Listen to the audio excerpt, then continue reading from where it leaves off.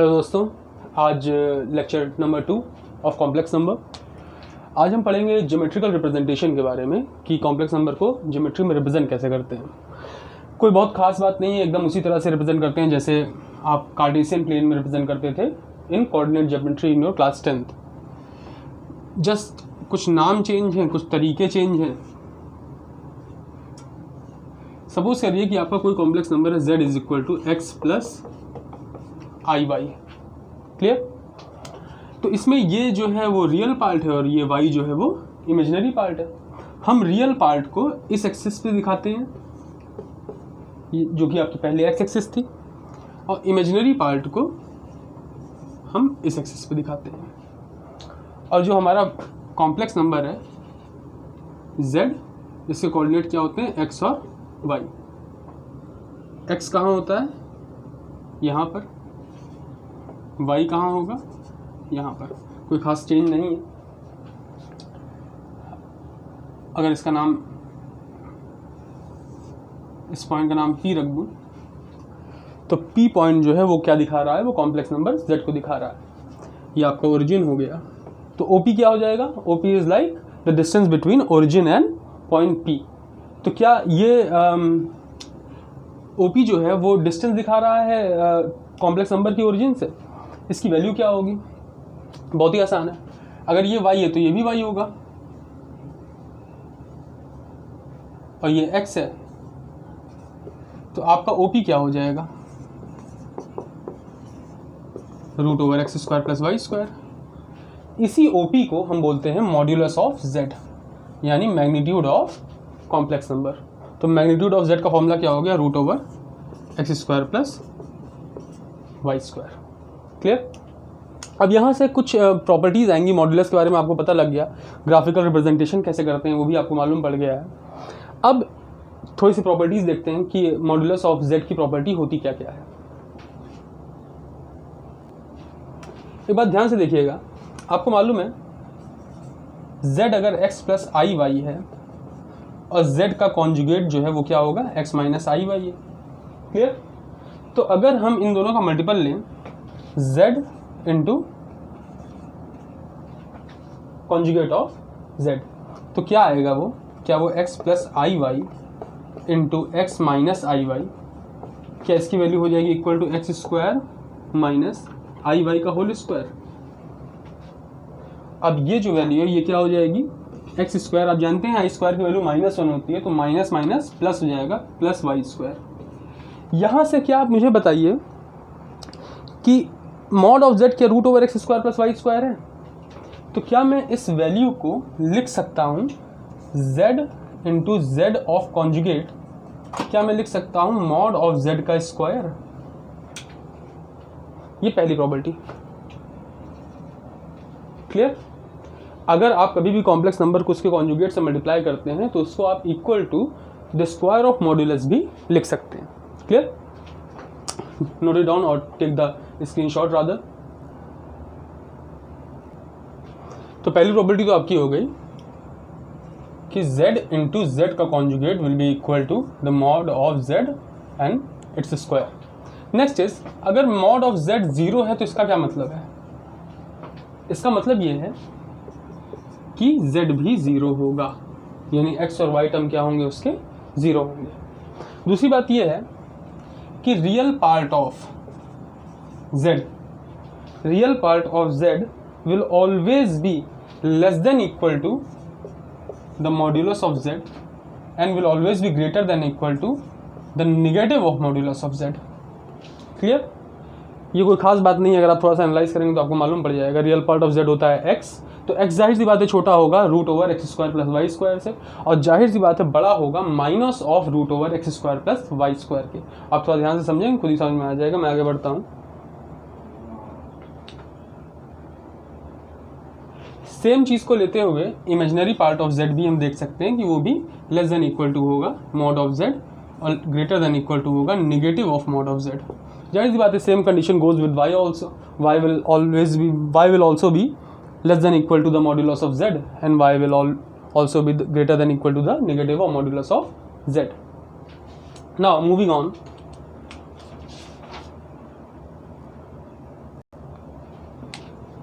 Next property is Z1 Z2 if the two complex numbers are giving the product, the modulus over them will be equal to the modulus of individuals.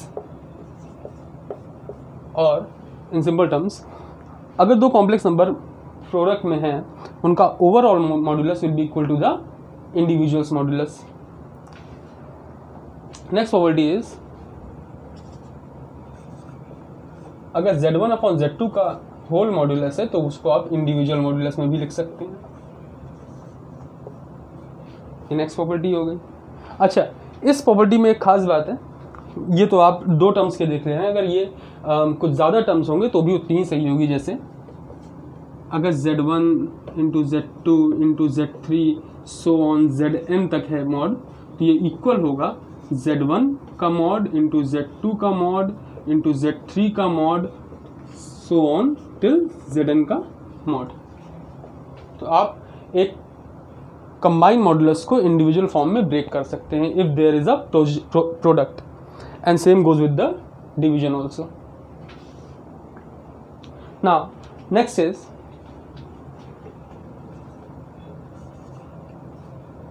mod of Z will also be equal to the mod of conjugate of Z. क्यों? अगर x plus i y z है तो इसका mod क्या होगा? X square plus y square. Clear? और z conjugate क्या होगा अगर x z ये है तो x minus i y. Clear? Minus square में जाके देगा तो x square plus y square ही ना. क्लियर? तो इन दोनों का मॉड जो है वो क्या होगा? इक्वल होगा. और ये इक्वल होगा माइनस ऑफ z के भी, माइनस z के मॉड के भी, क्योंकि माइनस z यहाँ से क्या आएगा? माइनस z होगा minus x minus i Y. तो अगेन माइनस एक्स होने से कोई फायदा तो है नहीं क्योंकि स्क्वायर लगा हुआ है, तो फिर से पॉजिटिव आ जाएगा. वैल्यू क्या आएगी? X square plus y square. तो ये तीनों आपस में इक्वल होंगे. Next property is if there is modulus of z to the power n, तो पावर बाहर भी जा सकती है. ये फॉर्मूला कुछ खास अलग नहीं है, अगर आपको दिख रहा हो तो. हाँ दिख रहा है. ये अलग नहीं है, ये इसी फॉर्मूले का एक्सटेंशन है. अगर ये z1 z2 z3 हट करके z ही हो जाए, सेम नंबर्स हो जाएं, तो ये फॉर्मूला आ जाएगा. क्लियर? चलिए इसका स्क्रीनशॉट ले लीजिए, आगे बढ़ते हैं. नेक्स्ट इज आप स्क्वायर कैसे करेंगे? Z1 प्लस Z2 के मॉड का होल स्क्वायर क्या होगा? पहले ओपन करके पूरा देखते हैं, उसके बाद फॉर्मूला बना देंगे. हालांकि फॉर्मूला ये होता है, पहले ही देख लीजिए, Z1 का होल स्क्वायर प्लस Z2 का whole square plus 2 real part of Z1 Z2 पे बार, यानी कि कॉन्जुगेट ऑफ Z2. ये कैसे आएगा आइए देखते हैं. यहाँ से ओपन करिए तो क्या ये Z1 का होल स्क्वायर प्लस Z2 का whole square plus 2 Z1 into Z2 होगा? यहाँ तक बात समझ में आ रही है? अच्छा,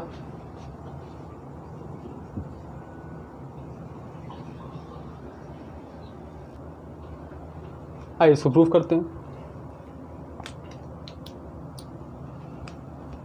ये Z1 ये है क्या? Z1 प्लस Z2 भी तो कोई मॉड ही होगा. और मैंने अभी आपसे बताया था कि Z का मॉड का स्क्वायर इक्वल होता है अभी एक प्रॉपर्टी में Z इंटू Z बार. ये भी बताया था थोड़ी देर पहले.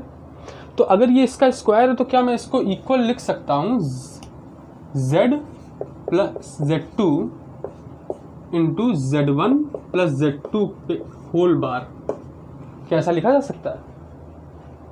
सेम प्रॉपर्टी से हिसाब से अगर मॉड ऑफ Z का स्क्वायर है तो वो Z into conjugate of Z लिखा जा सकता है. तो ये Z1 प्लस Z2 कोई कॉम्प्लेक्स नंबर ही तो है. अगर इसके मॉड का स्क्वायर हो रहा है तो इस कॉम्प्लेक्स नंबर इंटू इसके कॉन्जुगेट लिखे जा सकते हैं. क्लियर? ठीक. अब मैंने आपसे बताया था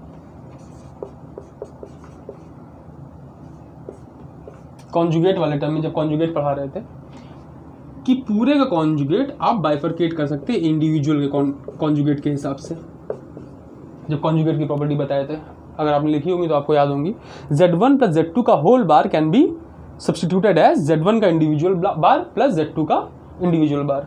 now we will multiply them, तो what will be the outcome, Z1 into Z1 bar plus Z1 into Z2 bar plus Z2 into Z1 bar plus Z2 into Z2 bar.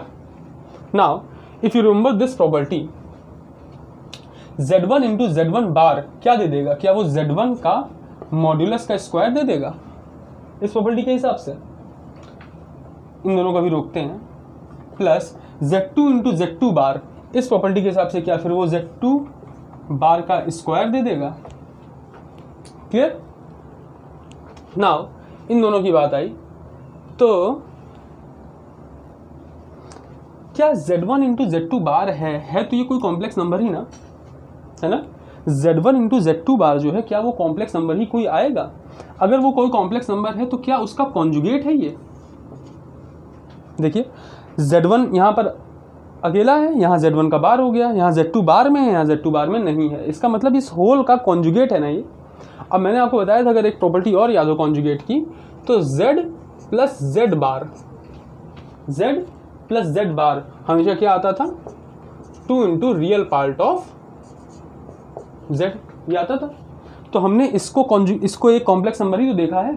अगर इसको एक कॉम्प्लेक्स नंबर की तरह देखेंगे तो क्या ये एक complex number plus conjugate of that same complex number है?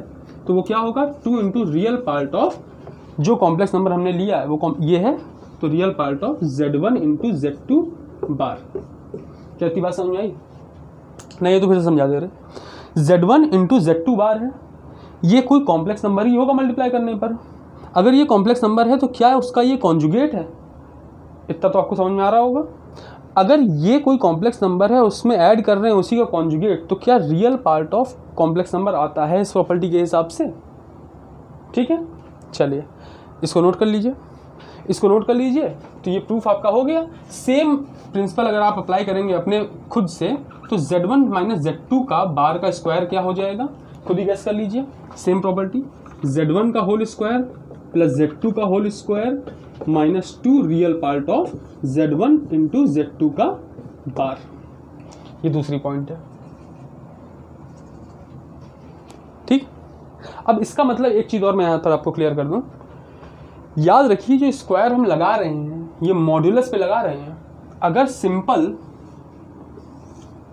सिंपल किसी दो कॉम्प्लेक्स नंबर के ऊपर हम लगा रहे होते जहां मॉड ना होता, खाली कॉम्प्लेक्स नंबर के ऊपर स्क्वायर लगा रहे होते, तो simple a plus b whole square formula लगता, यानी Z1 square plus Z2 square plus 2 Z1 Z2।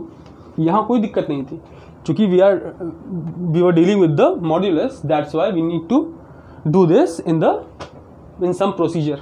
Clear? Now note it, have a screenshot and we will move on. अब आपके सामने एक नया क्वेश्चन है ये, इसमें जिस प्रॉपर्टी का इस्तेमाल करेंगे वो वही है जिससे पहले वाली थी, यानी z के मॉड का square is equal to z into conjugate of z। Clear? अच्छा, now you have this question, Z1 minus 2 Z2 upon 2 minus Z1 into Z2 का बार का whole modulus is equal to 1। Z2 modulus की value 1 नहीं है, ये इन्होंने mention किया हुआ है। Z1 मॉडुलस की वैल्यू क्या है, we need to find out. Now first of all will square the both side of this, Z1 minus 2 Z2 upon 2 minus Z1 Z2 का बार का whole mod square is equal to 1। अभी तो कोई दिक्कत नहीं, ऐसा कर सकते हैं। अब हमने मॉड पे स्क्वायर लगा दिया है। ठीक, मॉड पे स्क्वायर लगाने पे ये प्रॉपर्टी हमारे सामने आ जाती है। जब भी हम कॉम्प्लेक्स नंबर के मॉड पे स्क्वायर लगाते हैं तो उसको हम z इंटू जेड बार में ब्रेक कर सकते हैं। तो इसको कैसे ब्रेक करेंगे? अच्छा, ये पूरा अभी भी मैंने 2 बार कर चुका हूँ, मैं फिर से कर रहा हूँ। ये एक बड़ा कॉम्प्लेक्स नंबर है, मतलब कुछ कॉम्प्लेक्स नंबर का एक सिस्टम है, लेकिन इवेंचुअली ये देगा तो एक कॉम्प्लेक्स नंबर ही ना। कुछ कॉम्प्लेक्स नंबर में से कुछ माइनस हो रहा है, फिर डिवाइड हो रहा है, लेकिन आएगा तो कॉम्प्लेक्स नंबर ही। तो बेसिकली ये एक कोई कॉम्प्लेक्स नंबर की तरह इसे हम कंसीडर कर सकते हैं। अगर इसे हम कॉम्प्लेक्स नंबर की तरह कंसीडर कर सकते हैं तो इसका कॉन्जुगेट क्या होगा? जो जैसा है उस पर बार लग जाएगा। जैसे Z1 है तो Z1 पे बार लग जाएगा, Z2 है Z2 पे बार लग जाएगा, Z2 पे ऑलरेडी बार है तो बार हट जाएगा। आइए देखते हैं। तो पहले तो हम सिंपली इसको ऐसे लिख लें, Z1 minus 2 Z2 upon 2 minus Z1 Z2 पे bar into Z1 bar minus 2 Z2 bar upon 2 minus Z1 पे बार नहीं था और Z2 पे बार था तो वो हट जाएगा, इज इक्वल टू 1। क्लियर। अब सिंपल सा हम लोग को मल्टीप्लाई करना है, जैसा मल्टीप्लाई करते हैं।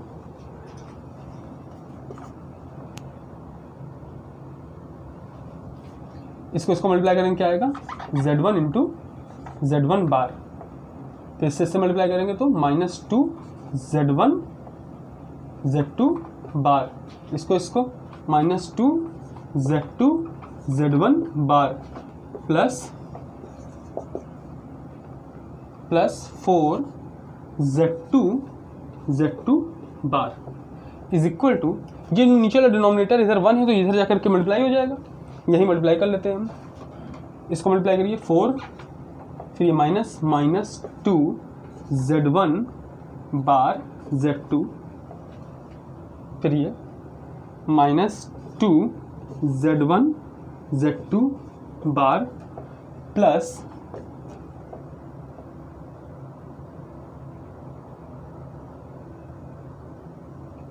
Z1 इंटू Z1 बार Z2 इंटू Z2 बार। बात समझ में आ रही है, दिख रहा है। चलिए यहाँ तो बात क्लियर है। इसको ऊपर सॉल्व कर दें यहाँ पर। अब ध्यान से देखिए कुछ कट वट रहा है,